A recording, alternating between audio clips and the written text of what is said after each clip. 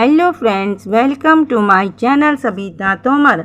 आज की कहानी का नाम है बाणासुर। एक शक्तिशाली राजा था बाण। वह असुर था, इसलिए बाणासुर के नाम से प्रसिद्ध था। बाणासुर बहुत बलवान और भयानक था। सब उससे डरते थे, यहाँ तक कि पृथ्वी के राजा और स्वर्ग के देवता भी उससे भय खाते थे। बाणासुर शिव का भक्त था। एक बार उसने इतनी लगन से शिव की भक्ति की कि स्वयं शिव ने उसे दर्शन दिए और कहा, मैं तुमसे बहुत प्रसन्न हूँ। तुम जो कुछ भी चाहोगे मैं तुम्हें दूंगा। बाणासुर मुस्कुराया और बोला, आपके वरदान के लिए मैं आपका आभारी हूँ। आपकी कृपा से मेरे पास सब कुछ है। मैं बहुत बड़ा राजा हूँ। मैं इतना शक्तिशाली हूँ कि कोई दूसरा राजा और यहाँ तक कि देवता भी मेरा विरोध करने का साहस नहीं करते। तब तुम्हें कुछ नहीं चाहिए? शिव ने पूछा। हाँ, मेरी एक इच्छा है, बाणासुर ने उत्तर दिया। मैंने बहुत से युद्ध किए और जीते हैं, फिर भी हो सकता है कि मेरे कुछ शत्रु हों। आपने मुझे वरदान दिया है कि मेरी जो भी इच्छा होगी आप पूरी करेंगे। मेरी इच्छा है कि आप परिवार सहित यहाँ आकर मेरे नगर के दरवाजे की रखवाली करें। शिव जी स्तब्ध रह गए। उन्हें बड़ा क्रोध आया, लेकिन वे कुछ नहीं कर सकते थे क्योंकि वे वचन दे चुके थे। अपने वचन से पीछे कैसे हट सकते थे? बस भगवान शिव पार्वती और बच्चों सहित पृथ्वी पर आ गए और बाण के नगर के दरवाजे पर पहरा देने लगे। बाणासुर बहुत प्रसन्न था कि अब भगवान शिव स्वयं उसकी नौकरी बजा रहे थे। दूसरे राजाओं को भी उसने अपनी इस महान सफलता की सूचना दे दी थी और कईयों को निमंत्रित किया था कि वे आकर शिव को उसके सेवक की तरह काम करते हुए देखें। एक दिन बाणासुर भगवान शिव के पास गया और बोला, अपने आलसी जीवन से मैं उकता गया हूँ। मुझे युद्ध की उत्तेजना चाहिए। लड़ाई के लिए मेरे हाथ खुजला रहे हैं। क्या मुझे अपनी बराबरी के व्यक्ति से लड़ने का अवसर मिलेगा? कब? कब? बाण ने उत्सुकता से पूछा। मुझे बताइए, युद्ध करने का अवसर मुझे कब मिलेगा? मैं इसके लिए अधीर हो रहा हूँ। अपनी ध्वजा और ध्वजा दंड का ध्यान रखो। शिव ने कहा, जिस दिन तुम ध्वज दंड को टूटा और ध्वजा को गिरा देखोगे तो तुम्हें पता चल जाएगा कि युद्ध का अवसर आ गया है। एक बहुत ही महान व्यक्ति से तुम्हारा युद्ध होगा। वे हराकर तुम्हारा गर्व तोड़ेगा। वे मुझे हराएगा? बाणासुर ने गुस्से से कहा। भला बाणासुर को कौन हरा सकता है? इस महान व्यक्ति को आने दो, मैं दिखा दूंगा कि मैं क्या हूँ। उस दिन के बाद से बाणासुर ध्वज दंड पर उड़ती हुई अपनी ध्वजा पर बड़ी तीखी नज़र रखने लगा। बाणासुर की उषा नाम की बहुत सुंदर लड़की थी।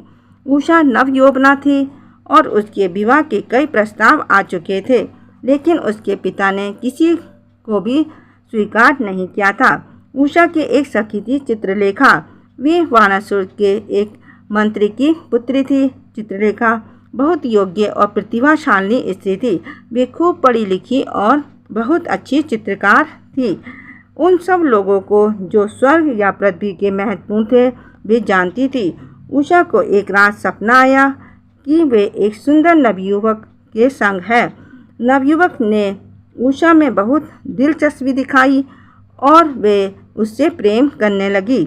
अचानक उसकी नींद खुल गई और उसने देखा कि राजकुमार चला गया। तुम कहाँ हो? मेरे पास आओ। वे जोर से चिल्लाई, लेकिन कोई उत्तर न आया। तब उसने बाहर और अपने कमरे में उसे ढूंढा, लेकिन जब राजकुमार कहीं ना मिला तो वे रोने लगी। चित्रलेखा ने उसका रोना सुना। वे भीतर आई और पूछा कि क्या बात है। उषा ने उत्तर दिया कि उसके पास एक सुंदर नवयुवक राजकुमार आया था, लेकिन फिर एकाएक गायब हो गया। तुम उसे मेरे पास लौटा लाओ। उसने कहा, यदि तुम ये नहीं कर सकती हो तो मैं जीवित नहीं रहूँगी। चित्रलेखा जानती थी कि उषा केवल सपना देख रही थी। जिस नवयुवक को उषा ने सपने में देखा था उसे खोजना बहुत कठिन होगा। फिर भी उसने उसे खोजने का आश्वासन दिया। इस बात पर चित्रलेखा ने बहुत सोच विचार किया। सपने में उषा ने किसे देखा होगा? हो सकता है कोई देवता हो, क्योंकि कई देवताओं ने पहले भी इस प्रकार के छल किए हैं। या कोई राजा हो। सब देवताओं, राजाओं और राजकुमार जिनके उषा के सपने में आने की संभावना हो सकती थी, उनके नाम उसने कागज पर लिख लिए और उनके चित्र बनाने आरंभ किए। उसने देवताओं के चित्र से आरंभ किया। इंद्र का चित्र बनाकर उसने उषा को दिखाया। नहीं, उषा ने कहा, ये आदमी वे नहीं है जिसे मैंने देखा था। तब चित्रलेखा ने ब्रह्मा तथा कई दूसरे देवताओं के चित्र बनाए, लेकिन उषा ने सबको आश्चर्यचकित कर दिया। तब चित्रलेखा ने राजाओं और राजकुमारों के चित्र बनाए, लेकिन उषा ने बताया कि कोई भी इनमें से उसके प्रेमी से नहीं मिलता है। चित्रलेखा ने अब श्री कृष्ण का चित्र बनाया। उषा बोली कि यह चेहरा उसके सपने के प्रेमी से कुछ कुछ मिलता है, लेकिन ये वे नहीं है। अब चित्रलेखा ने श्री कृष्ण के पुत्र का चित्र बनाया। उषा ने कहा, इसका चेहरा उसके राजकुमार से अधिक मिलता है, लेकिन उसका राजकुमार उम्र में छोटा है। चित्रलेखा मुस्कुराई और उसने अब अनिरुद्ध का चित्र बनाया।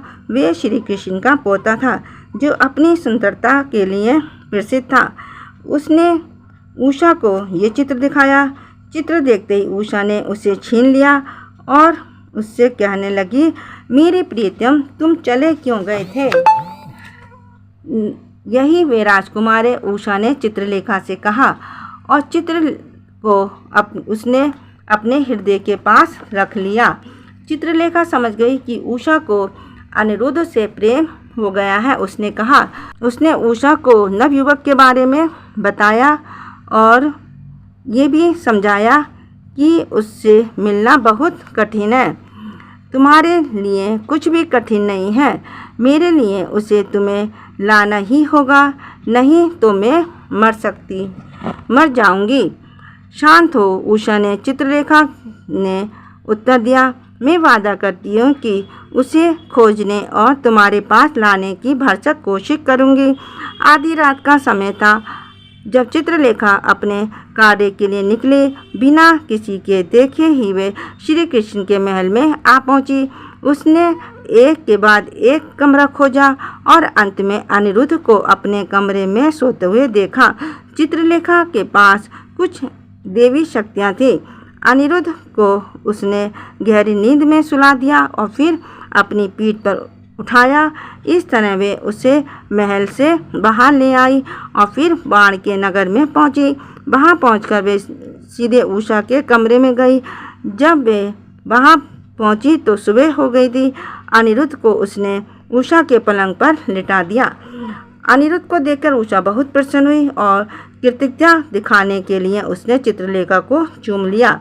चित्रलेखा ये कहते हुए कि अनिरुद्ध के जागने पर वे फिर आएगी और कमरे से बाहर चली गई। अनिरुद्ध बहुत देर तक सोता रहा। उसके सुंदर मुख को उषा एक एक देखती रही। उसे जगाकर वे बातें करना चाहती थी, लेकिन उसकी नींद में विघ्न डालने से डरती थी। वे धीरे धीरे उसे पंखा करती रही। आखिर अनिरुद्ध ने आंखें खोली और अपने चारों ओर देखा। अपने आप को एक अजनबी जगह में पाकर उसे आश्चर्य हो रहा था। वे चकित सा उषा को देखता रहा। वे बहुत सुंदर थी और उसे बहुत अच्छी लगी, लेकिन ये स्त्री थी कौन? वे उठ बैठा और उसने उषा से पूछा, तुम कौन हो?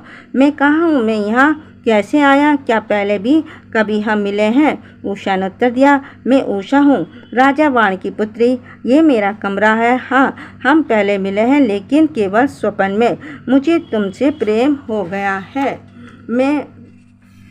है, इसलिए मैं सदा तुम्हारे साथ रहना चाहती हूँ। मेरी सखी चित्रलेखा तुम्हें यहाँ ले आई है। अब मेहरबानी करके मेरे पास यहीं रहो। अनिरुद्ध चकरा सा गया। सोचने लगा कि वे क्या करे, उषा के पास ठहरे या घर लौट जाए। उषा इतनी सुंदर और स्नेह करने वाली थी कि वे उसे छोड़ना नहीं चाहता था, लेकिन उसके पास वे रह भी कैसे सकता था? उसका विवाह तो उषा से हुआ नहीं था। उसके पिता तथा पितामह क्या कहेंगे जब उन्हें ये पता चलेगा कि वे बाण की पुत्री के पास रह रहा है?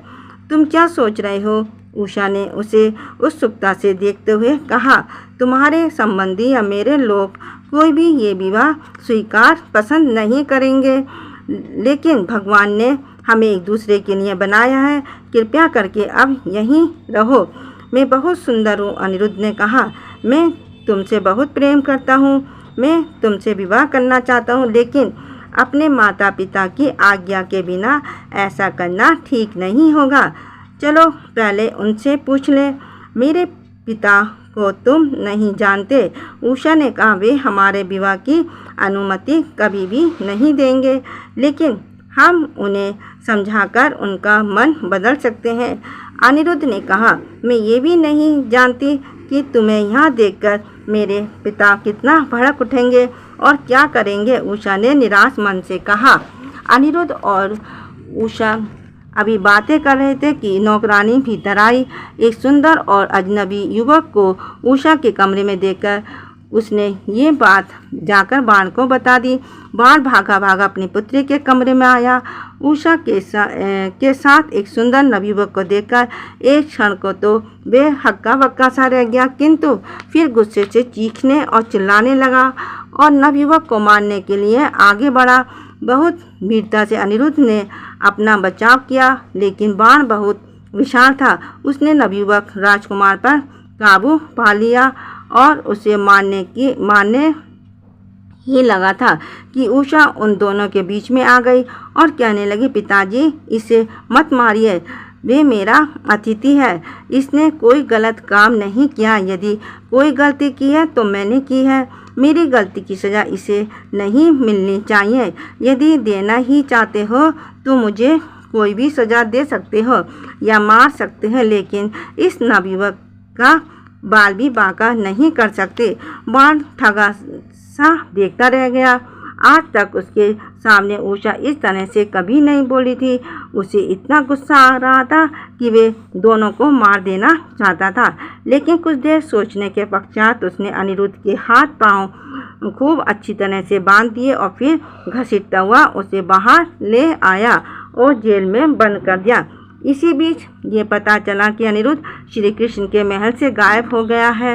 ये कुछ अजीब सी बात थी कि राजकुमार एक महल से गायब हो जाए। कोई नहीं जानता था कि वे कहाँ गया।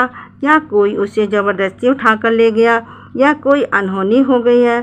खूब खोज हुई, लेकिन राजकुमार ना मिला। तब घुमक्कड़ मुनि नारद कृष्ण के पास गए और सूचना दी कि उनका पोता बाण की जेल में है। कृष्ण चकित रह गए कि अनिरुद्ध बाण के हाथ कैसे पड़ गया। बाण असुर था और आसानी से अनिरुद्ध को छोड़ने वाला नहीं था। श्री कृष्ण जानते थे कि युद्ध के बिना अनिरुद्ध को छुड़ाने का दूसरा और कोई रास्ता नहीं है। श्री कृष्ण ने बहुत बड़ी सेना इकट्ठी की और बाणासुर की राजधानी की ओर चल पड़े। दूर से ही कृष्ण ने ऊंचे ध्वज दंड पर बाण की ध्वजा को देखा। उन्होंने तीर मार के ध्वज दंड को तोड़ दिया और ध्वजा गिर पड़ी। बाण ने टूटे ध्वजदंड और गिरी हुई ध्वजा को देखा।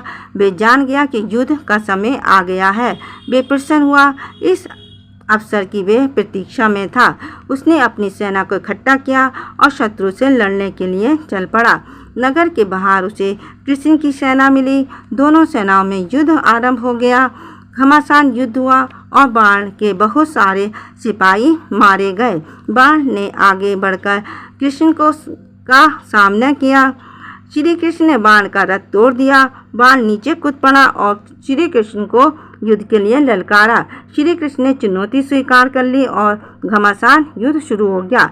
श्री कृष्ण जीत रहे थे। वे बाण को मारने ही लगे थे कि अचानक बाण की माता आकर श्री कृष्ण और अपने पुत्र के बीच खड़ी हो गई। मेरे पुत्र को मत मारो, वे बड़ी जोर से चिल्लाई। मेरे पुत्र को मारने से पहले मुझे मार दो। उससे बात करने के लिए कृष्ण ने युद्ध बंद कर दिया। बाण ने भागकर अपने महल में शरण ली। शिव अब भी नगर के दरवाजे पर पहरा दे रहे थे। शत्रु ने बाण पर हमला किया था, इसलिए नगर को भी खतरा था और उसकी रक्षा करना उनका कर्तव्य था। एक भारी सेना इकट्ठी करके बाण फिर आया और श्री कृष्ण की सेना से युद्ध करने लगा। लेकिन श्री कृष्ण और उनके सिपाही बहुत वीरता से लड़े और उन्होंने बाण और उसकी सेना को पूरी तरह हरा दिया। बाण और कृष्ण फिर द्वंद्व युद्ध में आमने सामने आ गए। श्री कृष्ण बाण को मारने ही वाले थे कि शिव आगे आए और बाण के प्राणों की भीख मांगी। श्री कृष्ण ने शिव का सम्मान से अभिवादन किया, कहा, बाण ने कई अपराध किए हैं, यहाँ तक कि उसने आपको भी धोखे से अपना सेवक बना लिया है। वे दया का अधिकारी तो नहीं है, लेकिन यदि आप उसे जीवित रखना चाहते हैं तो उसे वादा करना होगा कि वे अपने तौर तरीके सुधारेगा। बाण कृष्ण के पैरों पर गिर पड़ा और बोला कि वे अपने कुकर्मों के लिए बहुत लज्जित है। उसने वादा किया कि भविष्य में वे ऐसा नहीं करेगा। श्री कृष्ण ने उसे क्षमा कर दिया। अब बाण भगवान शिव की ओर मुड़ा और उन्हें धोखा देकर अपना पहरेदार बनाने के लिए क्षमा मांगी। भगवान शिव ने भी उसे क्षमा कर दिया। इस तरह बाण का जीवन बच गया। वे उषा और अनिरुद्ध को ले आया और श्री कृष्ण को सौंप दिया। श्री कृष्ण ने बड़े प्यार से बच्चों का स्वागत किया और घर ले जाकर दोनों का विवाह बड़ी धूमधाम से कर दिया। इसके पश्चात सब आनंद से रहने लगे। प्लीज़ मेरी कहानी को लाइक कीजिए, शेयर कीजिए, सब्सक्राइब कीजिए, कमेंट कीजिए। Thank you.